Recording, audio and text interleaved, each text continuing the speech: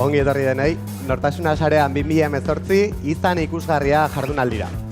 Lehenik eta behin esan behar da ikusgarri izateko ez dela egun batetik bestera lortzen den gauza bat. Denbora behar du, konstantzia eta irmotasuna oso garrantzitsua da.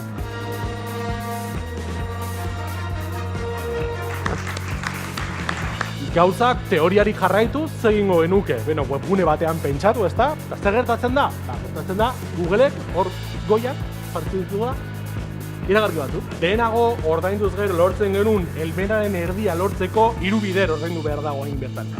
Pixkat eman genuen saltoa webgunea sortzea ja, eta hortikan dendara pasa ginen, lehenengo behar zainen, eta berazkenen bazarautzen. Kostazan pixkat astea, ez? Ni orain dela 4 urte hasi nintzen tabernan lanean, eta momentuan bertan proposatu nuen pixkat sareak eta mugitzen astea.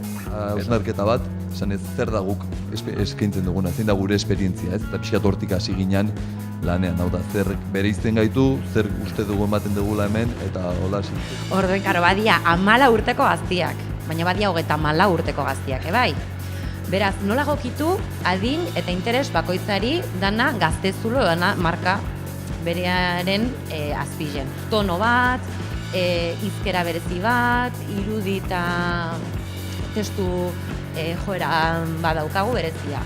15 marrazkin eskanean, inun Facebookeko perfil bat, eta berta jo nun album guztia.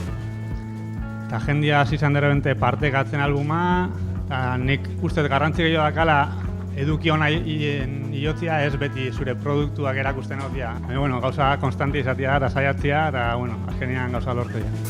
Besterik gabe, mila esker denoi, hizlari, partaide, goreti marrazteatik, laguntzaile eta bide lagun izan zareten guztiei eta hurrengo urtera arte. Eskerrik asko.